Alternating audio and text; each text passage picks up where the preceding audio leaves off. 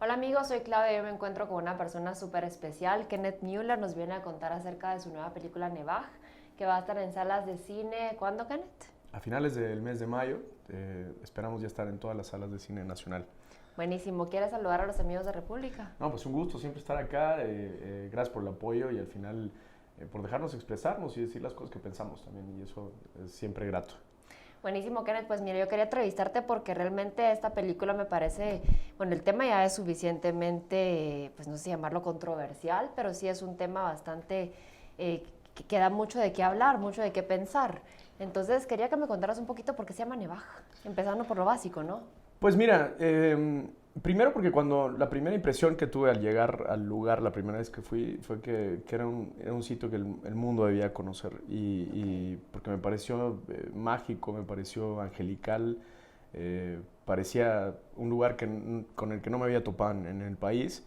Y conforme fui entrando entre la etimología de lo que significaba Nevaj y todo eso, hablaba de Entre Ríos, porque era, de hecho, habla de los lagos y toda esta naturaleza llena de agua, ¿no? Entonces, ese Entre Ríos a mí al mismo tiempo se me metió en la cabeza como un entrefuegos y creo que era loco para mí pensar que un lugar tan hermoso de pronto había habido tanta sangre, ¿no? Y por eso me atreví a ponerle Nevaj.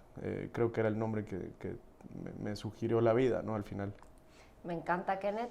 Una pregunta. La película trata de una historia que se desencadena adentro del contexto geográfico de Nevaj, o habla acerca de la historia, precisamente la que me hablas, esa historia del conflicto armado interno que se dio en nuestro país. ¿Cómo se desencadena Mira, la historia? yo creo que con el tiempo yo he aprendido a pensar lo siguiente. Yo creo que el cine, más que tocar una historia, toca temáticas. Toca temáticas porque de lo particular al final surge lo general y es por eso que una película cuando es tan íntima se vuelve universal. Creo que es la historia no solo de un amigo como lo es Tomás Gusaro, que es su historia, pero creo que es la historia de muchos guatemaltecos que nunca salió a la luz. Y algo que a mí me preocupa es cuando yo avanzo y escucho y leo y toda esta mitología que se creó en base a que el ejército se peleó con el pueblo, cuando realmente el pueblo está en medio, ¿no? Entonces yo estoy más que en contra de eso, yo me siento como una persona que su trabajo y como labor es expresar la verdad. Yo creo que al final la labor de obligación de un artista es hablar de lo que nadie habla y exponer y dar luz a lo que nadie dice o a la oscuridad que nadie habla, ¿no? ¿Por qué crees tú que nadie habla de ese tema en Guatemala? ¿O no lo habla desde ese punto de vista? Porque no es un negocio. Ok. Interesante. A ver, discurre un poquito más sobre eso. Tal cual, porque yo creo que el mostrarlo como se muestra siempre genera la victimización que ellos necesitan para poder seguir ganando eso, ¿no? Y hasta hace poco, y perdón que lo diga, yo le tengo mucho aprecio a Jairo Bustamante, pero el otro día estaba en una entrevista en Alemania y era curioso que él ni siquiera sabía cuántos años había durado la guerra. Dice, no, entre 25, 20 años, y ya habían campos de concentración mayas. Entonces ya solo faltó que dijera, oye, y comenzaron a tirar gas también y estábamos en Auschwitz. No, fueron cosas muy distintas. Yo creo que es importante conocer la historia para poder retratarla también. Y lógicamente siempre hay perspectivas. Yo no estoy hablando que todo lo que de un lado hicieron o el otro lado estuvo mal o estuvo bien. O sea, yo creo que es siempre en una relación es bueno contar la historia de la novia y del novio. Claro. Porque si escuchas solo un lado, al final siempre te vas a poner la perspectiva del otro porque uno parece más víctima que el otro, pero yo creo que al final la víctima fuimos todos. Totalmente. Ahorita que me dijiste hablar de historia, ¿cómo documentaste tú para poder pasar de textos y de investigaciones a la Ahora, pantalla? hay una complicación muy grande. ¿Quién te ayudó a nivel de historia? Fue historiadores? Fue muchísima gente y también testimonios de muchísima gente. Okay. De hecho, me pasaron cosas muy fuertes, como por ejemplo estaba editando la película y hay una escena muy fuerte que la van a ver en el film, donde la guerrilla baja a unos campesinos de los camiones, que era algo muy clásico en la época. Y alguien estaba muy cerca de mí cuando yo estaba editando eso y se puso a llorar de pronto. Entonces me saqué de onda y le dije, oye, ¿por qué estás llorando? Y me dijo, así mataron a mi hermano y así lo arrollaron y lo despedazaron. Y cuando la vi, o sea, y no era la historia de la película, pero al final es interesante ver cómo es la historia de muchos guatemaltecos. Y yo creo que al final nunca va a haber justicia hasta que haya verdad. Y no va a haber justicia hasta que podamos dialogar sobre lo que realmente pasó, ¿verdad? Pero se habla de lo que no pasó y se habla de ficción, más ficción que las películas. Entonces, yo creo que tenemos que ser más documentales acerca de las cosas que pasaron. Ok, y regresando a lo que te estaba preguntando, ¿de dónde sacaste la historia? De mucha gente, cosas personales ¿Testimonios también. personales? Testimonios de mucha gente. ¿De personas del lugar? La historia de Tomás, o sea, nos sentamos con Tomás durante horas a hablar y estaba muy agradecido de poder contar la verdad porque sentía libre, porque me decía, tuvimos mucho miedo durante muchos años de poder decir las cosas, ¿no? Entonces, imagínate, casi 40 años de no poder hablar. Para mí esto es un reto, es una responsabilidad súper grande, ¿eh? y tratar de ser lo más honesto con él, porque más allá que conmigo y más allá de lo que yo pueda contar, es ser honesto con él y cómo se sienta él con la película, ¿no? Ok, buenísimo. ¿Qué crees tú que es lo que diferencia a Nevaj de las demás producciones que ya se han hecho retratando el conflicto armado interno? Pues yo creo que todas hablan de lo mismo, o sea, prácticamente es como un copy-paste una de la otra, donde todos sufren y todos sufrieron, y al final yo creo que mi película retrata la esperanza también, la esperanza de la reconciliación. Y muchas veces se habla de que no hablo de la reconciliación porque de cierta forma estoy buscando un choque, pero yo creo que no es un choque, yo creo que es una cachetada al alma de realmente comenzar a dialogar, y porque es muy curioso que a la gente le encanta debatir con los que piensan igual. Claro. Últimamente yo he visto debates políticos de los que piensan igual y se sientan uno. Es como el otro día estaba aquí Samuel Pérez de Semilla y me da risa porque se ponen a discutir con los que piensan igual. Yo le dije un día, oye, pero ponte a discutir con alguien que piense completamente diferente a ti.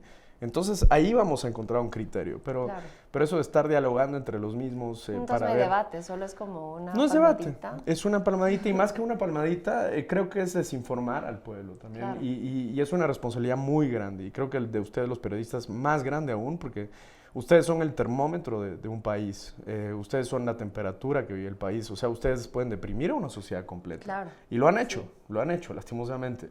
Entonces yo creo que esta película es fe, es esperanza, toca temas interesantes como la religión, de hecho, por qué la guerrilla está contra los evangélicos en ese momento. Yo no soy evangélico, soy una persona católica, por ejemplo.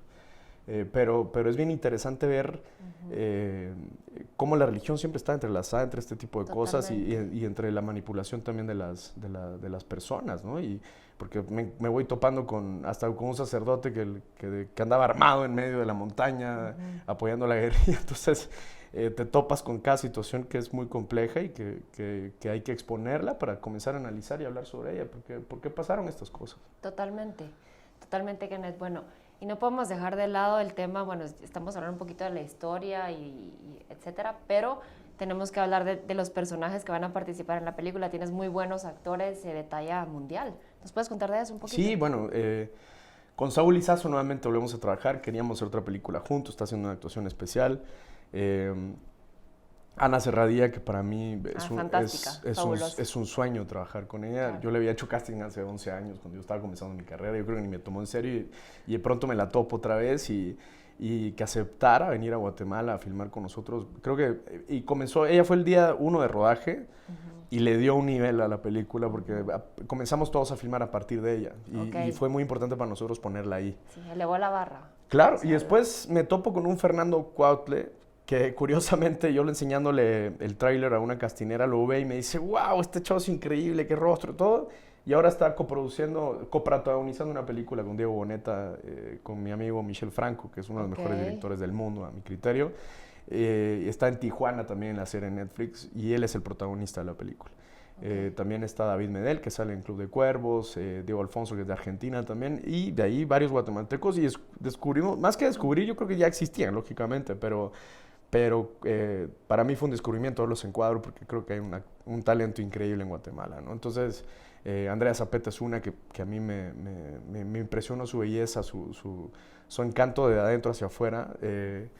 Y así, creo que tenemos más de 200 personas de casting.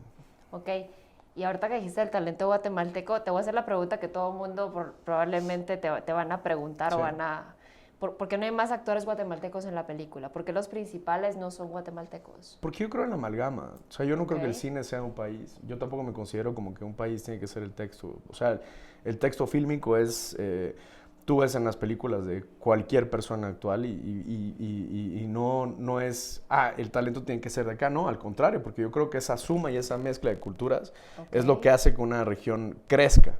Sí, es Entonces, como que hubieran grabado Troya solo con griegos, ¿no? Totalmente. Si tú ves, por ejemplo, en septiembre, tú ves a Juan Pablo Lidlager actuando como Mario Zaragoza, es impresionante el nivel que alcanza Lidlager, porque él se reta también a estar un actor de la trayectoria de un Mario Zaragoza, que tiene 3 Arieles, claro. etcétera. Entonces, sí ves una diferencia y creo que para mí como director, yo soy un director que filma muy rápido, me gusta filmar rápido porque me gusta sentir las cosas conforme van pasando. Yo creo que entre más te tardes, se van perdiendo la esencia y la frescura del film. Ok, ¿no? ok, bueno, pues no sé si quieres contarnos alguna anécdota o algo que nos vaya a sorprender, darnos un adelantito de lo que vamos a ver. Mira, es la primera película que yo personalmente sentía como que no la estaba dirigiendo, ¿sabes? La película me pasó frente al cuadro y la comencé a sentir ahora que la estoy viendo. De hecho, la he visto 2 veces completa ahorita. La he visto varias veces, lógicamente, en la edición, pero ya de darle play y verlo con alguien, la he visto 2 veces. Ayer la vi, por ejemplo, y me sentía ajeno al film, en el sentido me sentía como un espectador más y es la primera vez que me siento así, de mis 3 películas. Entonces, creo que es una película que toca la historia de muchos, humaniza también, porque yo creo que al final guerrilleros, ejército, pueblo, la prensa se dedica muchísimo, perdón por la prensa, pero yo tengo más que un conflicto con la prensa. No te preocupes. Me afecta mucho cuando descalificamos para deshumanizar, cuando al final todos somos seres humanos y nuestra maldad está basada no en nosotros mismos, sino en las acciones que nosotros tomamos, ¿no? En las acciones y las decisiones que nosotros tomamos. Entonces, siempre está esta situación de, no, a él no lo podemos tratar así porque no es humano, ¿no? O tenemos un área de derechos humanos que vela por los derechos de no sé qué humanos, porque los otros humanos no son humanos. Entonces, yo entré en ese conflicto extraterrestre de que no sé quiénes son humanos y quiénes no son. Filosófico, ¿no? sociológico, Sí, antropológico. sí. Entonces creo que el ser humano tiene que tener una situación de cómo pensamos a partir de cómo pensamos. Yo no creo que sea así y no tiene por qué ser así. Y es mi labor como cineasta generar un reflejo de la sociedad y ese es el problema de Guatemala actual, que no estamos acostumbrados tanto a ver nuestro cine. Por eso a mí septiembre me encantó, segundo me encantó porque muchísima gente fue a las salas y es bien interesante cómo hasta para los jóvenes cuando ven septiembre se reflejan. Y es sumamente importante para una sociedad reflejarse porque cuando tú te reflejas y te ves al espejo aprendes a conocerte y reflexionas sobre quién eres. Y el cine es sumamente importante en las sociedades para esto, ¿no? Claro, buenísimo, Kenneth. Bueno, pues la invitación te la voy a dejar a ti, por favor. No, pues los invito próximamente a finales de mayo a ver Nevaj, una película que hicimos con muchísimo corazón y muchísima garra, creo yo, y contar algo que al final el guatemalteco necesita saber también, porque cuando nos conocemos aprendemos a amar también y creo que es parte de nuestra labor como cineastas. Te agradezco mucho. Buenísimo, Kenneth. Pues gracias, amigos de República.